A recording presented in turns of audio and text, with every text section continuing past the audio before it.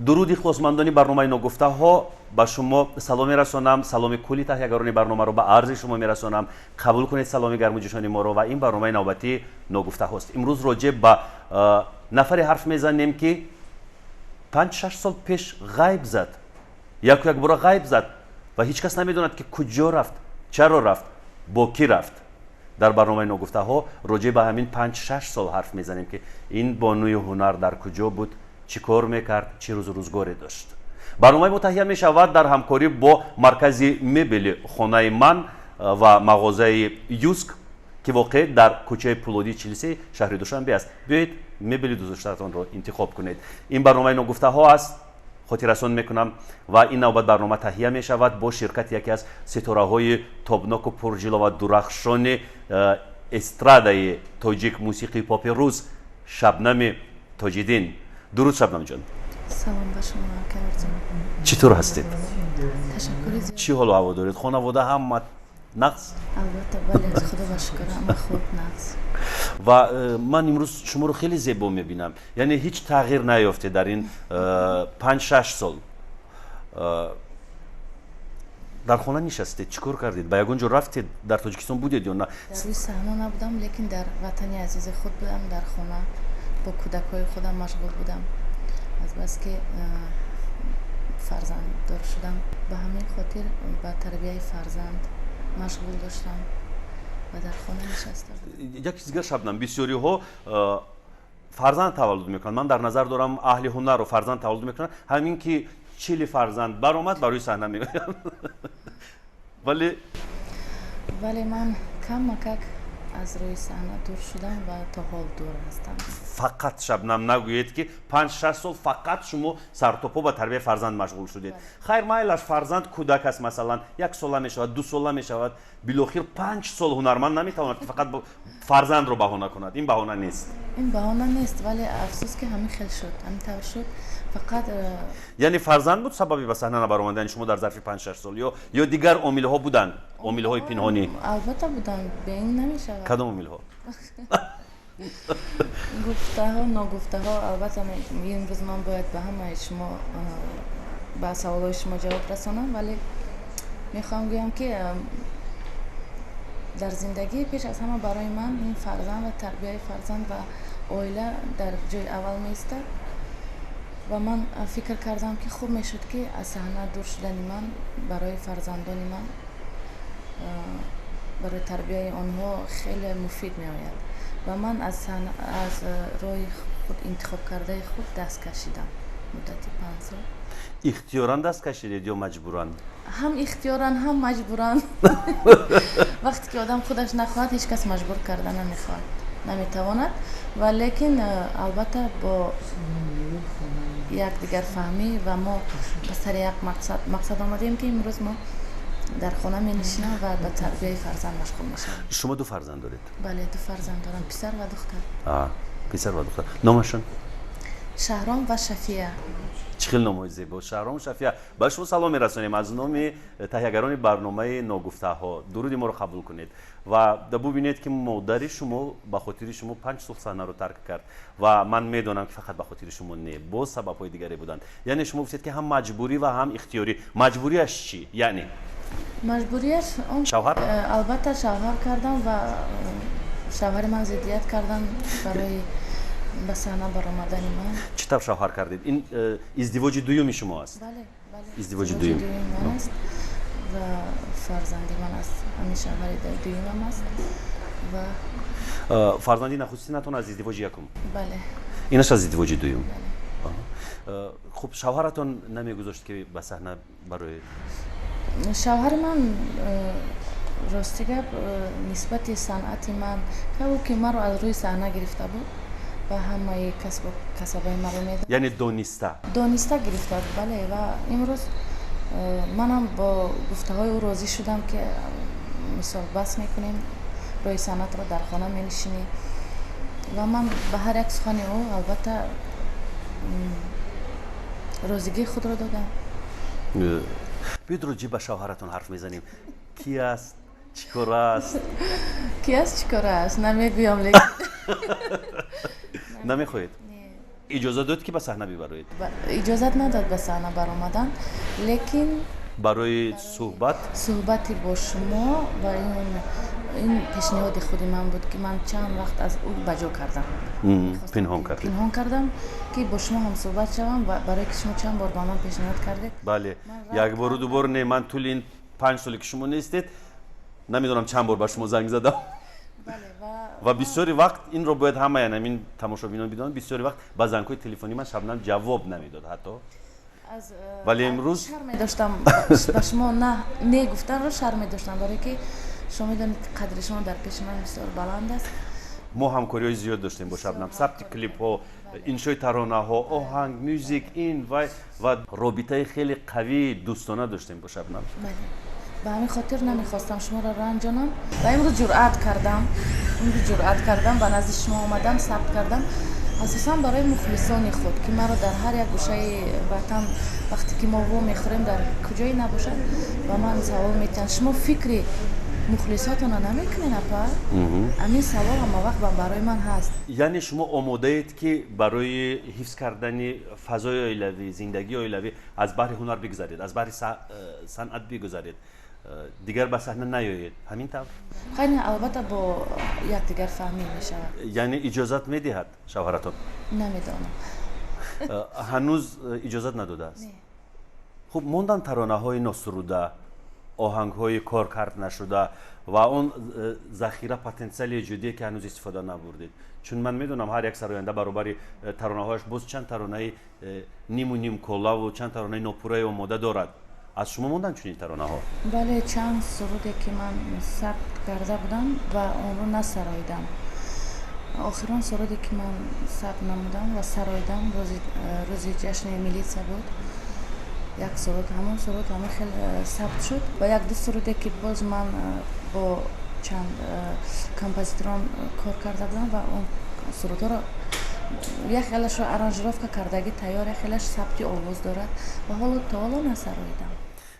این کدام ترانه ها می توانید برای مخلصان عزیز و ارجمند یک پاره از این ترانه ها رو بسرایید تا آشنایی پیدا کنند؟ شما از این سرود با خبر هستید؟ آهنگ نرگس. نرگس جان. بله. درود نرگس. نرگس حالا در امریکاست و بیاید سلام میگیم به نرگس. سلام نرگس جان. هر گوشه دنیا که هستی الهی مسلط باشی، مظفر باشی. و یادم آمد یک آهنگ خیلی شیرین بود. بله، شما سخناش شما نوشته بودید. اگر باید آدم در کافه سگافره داشتیم. بله، در کافه سگافره در مرکز شهری دوشنبه این ترانه انشا شده بود. بله. یک پارچه‌اش رو اگر به خاطر بیارم سخنانش رو، یک خیلیش از خاطرم برآمد. روز جان بخشش ما تشنه شوه چشم بیابان شوه، ما زر بخریم قیمتش ارزان شود، ما ده گذریم در شبکی محتابی، محتاب گریزد تاریکیستان شوه. باز از ترانه های ناسروده چی هست؟ از ترانه های ناسروده یک سرود آماده نمودم، سرودی مادر که او رو خیلی توفه نمودم به ستاره کرامت‌الله. اون علاقه سر آید مدت یک سال. کدام سرود؟ اوچه. اگر تماشا کرده باشید ستاره به فکرم علاقه چند بار سر آید در کانال یوتیوب هم است. دستان پرچینت رو من یاد کردم اوچه، من یاد کردم اوچه. آواز فارمت را، چشمی گنه رمت را، هم شادی و غمت را من یاد کردم آچه، قالین و بسترت را، رومالک سرت را، توماری در برت را من یاد کردم آچه، من یاد کردم آچه. عالی است. و این ترانه را ستاره کرامت‌الله سرایید با صدای خیلی دلانگیزش. آهنگ مال شبنم تاج‌الدین است و باز از ترانه های سراییده اتون یک ترانه دیگر اتون خیلی ویرد زبان همگان بود و تا هنوز این ترانه اتون در اتومبیل من هست. مبادا بیاید به یاد میاریم این ترانه رو. البته این سرودی آخرین سرودی که من سراییدم و از بله. صحنه رفتم و این سرود به من بسیار باز هم مخلصای مرا از من دور نگردند و هر صبح و هر شام و هر برنامه‌ای که باشد من نگاه میکنم در کانال ها در اینترنت. البته این سرود یگان ثبت کلیپ ندارد و میخواهم که و با شما این کلیپ رو کنم. باز با بحردین هم من مصلحت کرده بودیم باید حتما این کلیپ رو میکردیم. بحرین عین زمان در این طرفی دوربین های نواربرداری به حد یک رژیسور نشسته این سخن رو گوش میکند و با عرض بحرالدین میرسونیم که شبنم این کلیپ رو حتما با بحرالدین ثبت کرده است و آهنگ چون آذری است ولی من فکر میکنم که شکل تاجیکیش خیلی دلپذیر آمد، شکل تاجیکیش خیلی دلنشین آمد و در تاجیکستان این آهنگ رو محض با متن تاجیکیش و محض با صدای دلانگیز شبنم جان پذیرفتند. خیلی میخواستیم که این زمان یک پارچه از این ترانه رو برای اخلاصمندانتان بسپارید. مبادا شب کی نباشی شراره های دل بمیرم، پرنده ها گریزن از آشیانه خود سراغ هم دیگر نگیرم. مبادا شب کی نباشی شراره های دل بمیرم، پرنده ها گریزند از آشیانه خود سراغ هم دیگر نگیرم. نفس تمام شوم اسیر دست شام شوم، برای بودنی من باید تو بمانی چو سایه ها با پشت دیوار. خوب شبنم دشوار است دور از صحنه بودن. من میدونم که خمار صحنه، اشتیاق صحنه و جاذبه صحنه شما رو میکشد به جانب خود، شما رو به سوی خود میخواند و چگونه شما این رو تحمل میکنید؟ راست گپ وقتی دخترچم تولد شد این چیزا رو من فکر نکردم و چی مهری که با من داد من همه چی رو فراموش کردم. در خانه ترانه میخوانید؟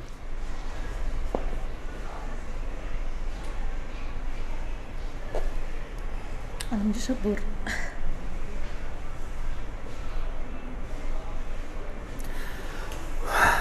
دشوار است. کمک من فکر میکنم که همین سکوت شما، همین اشکهای شما یک پاسخ بسیار عمیق، پاسخ بسیار روشن بود به سوال ما. در خانه ترانه میخوانید وقتی که همین اشتیاق بیدار میشود در شما؟ بله، از سرودهای خود نمیخوانم، از سرودهایی که میخوانم از گوگوش میخوانم، از فراد دریا میخوانم، از آزادن و سعید و میخوانم. که کدام ترانه گوگوش رو بیشتر میسرید؟ بسیار ترانه رو هنگامی تنهایی، هنگامی غمگینی، هنگامی که مثلا همین احساسات پیدا میشود در شما؟ در نزد شما بودم که آرزو جان میدونی چی است؟ تمام سخن‌ها از کلای من برآمده. از فکر من میروند که من خیلی غمگین شدم شما اشک ریختید. این اشک خزیقی نبود، اشک خرسندی بود. نه با اشک شدی مانند نبود. به هر حال روزی شما چگونه شروع میشود؟ یعنی روبوچینی خانه مثل دیگر بانوان همین طور تربیت فرزند، پیش از استقبال شوهر همین گسیل شود همین طور. و از خواب خستن دخترچم رو به باغچه تیار کردن، او رو به باغچه بردن، باز آوردن، برگشتن، آمدن، بعد بیگانی به فیتنس کلوب رفتن. یعنی مشق میکنید؟ البته کم کم. و باز در خانه به خوراک بیگاهی تیار کردن، یا که به خانه مادر رفتن، یا که مهمان قبول کردن. این چیزی عادی است که من مدت 5 سال این چیز را استفاده بردم. فرزند کلانیتان پدرانده رو چگونه پذیرفته است؟ یعنی با هم اونس گرفتند، عادت کردند، یکدیگر رو فهمیدند، درک کردند یا خیر؟ نه برعکس، وقتی که این در زندگی ما پیدا شد ما با پسرم دو کس تنها بودیم ва ӯ пеш аз ҳама бо писари ман дӯстӣ кард. Бо писари ман дӯстӣ кард ва бо ӯ мисли ҷурагӣ кардан, рафиқ дӯст шуданд. ва баъд вақте ки диданд ки аллакай ҳар дуашон дӯстӣ дар миён омад, баъд мо зиндагиро шурӯъ намудем. акнун муносибати писаратон бо духтаратон чӣ гуна аст? албатта хуб аст. онҳо ки дар як ҷо калон шуданд, дар як ҷо ба воя расиданд ва бениҳоят нисбати якдигар дӯст медоранд. нисбати ба якдигар меҳрубон ҳастанд. вақте ки духтарчаам набуд, писарам албатта эрка буд. баъд вақти духтарчаам шуд, албатта ин эрка шуд, вай калон шуд. аллакай писари ман калон. мактабро хатм кард писаратон? ӯ аллакай сеюм курс донишгоҳӣ мехонад. офарин. кор мекунад? Не, донишҷӯ. хайр, акнун донишҷӯ аст. баъди хатми донишгоҳ фикр мекунам ки ягон кори муносибе барои худ пайдо мекунад. духтарча чанд сола? духтарчаи ман моҳи апрел 5 сола мешавад. духтарчаатон чӣ гуна аст? дар фарзандонатон масалан ҳамин ҳунари ирсӣ эҳсос мешавад? ҳунари ҷенетикие ки аз падар ба шумо гузашт, аз шодравон тоҷиддини муҳиддин ба шумо гузашт, шояд аз шумо ба фарзандатон бигзарад. ҳаст ягон падидае ба назар мерасад ё не? Не дар писарам, не дар духтарам дида намешавад. Писарам ба кори худ машғул аст, кори интернетии худаш, ҳамчун мисли ҷавонои ҳозира гаштану ҷурабозӣ кардану интернет, бисёртар бо интернет сару кор. ва духтарчаам бисёртар ба расмкашӣ ҳавас дорад. ба расмкашӣ ҳавас дорад ва бо рӯзое ки дар боғча набошад, ба дарси расмкашӣ меравад ва ҳамин чӣ машғулият дорад ҳоло. шабнам ҷон, дар ниҳояти суҳбат ман мехоҳам саволи ҳазор мухлисони шуморо ба шумо пешкаш кунам. яъне кай мебароед? баромадани ман зери суол аст. мушкил нест. на вақте ки худам хоҳам мебароям. ҳар чизе ки ман мехоҳам ҳамон мешавад. ман худам дар зиндагӣ. яъне шумо ҳозир намехоҳед ки муносибати оилавиро вайрон кунед? ҳамин тавр? агар шумо саҳна бароед, яъне шумо дар назди шавҳари худ ваъда додед ки саҳна намебароед? ман ваъда надодам. ваъда надодед? ваъда надодам. дар ин бора ҳам сухане гап ягон бор дар миёнам омада набуд ва ман медонам ки аз аввал ки розӣ набуданд, то ҳола розӣ нестанд ва худо агар хоҳад мумкин ҳамин солҳои наздик соли 2000. яъне шумо мехоҳед бароед, вале шавҳаратон намехоҳад бароед? не ҳозир гуфтед ки розӣ набуданд. албатта розӣ нест. розӣ нест? ошкоро ҳарф бизанем агар розӣ нест. вале ки ман мебароям. бисёр не мумкин бо иҷозати ӯ. албатта бо ягон клипи нав, бо як суруди нав, фақат танҳо бо клип ва бо суруди нав пешниҳоди мухлисон мегардонам. лекин тӯи тамошо ва ягон чорабиниҳои агар раваду баромадани шумо умуман дубора ба рӯи саҳна омадани шумо муҷиби вайрон шудани зиндагии оилавиятон шавад, қабул медоред инро? бале. яъне шумо зиндагиро қурбони саҳна мекунед? бале. ман дигар ҳарф надорам. вақте ки зиндагӣ санъати маро қурбонӣ кард, чаро ман наметавонам кард? қадам ниҳодан бар ҳамин толор, вақте ки шумо маро даъват кардем, ба ҳамин барнома ман чанд бор даъватӣ будам, наомадам. бале, медонам.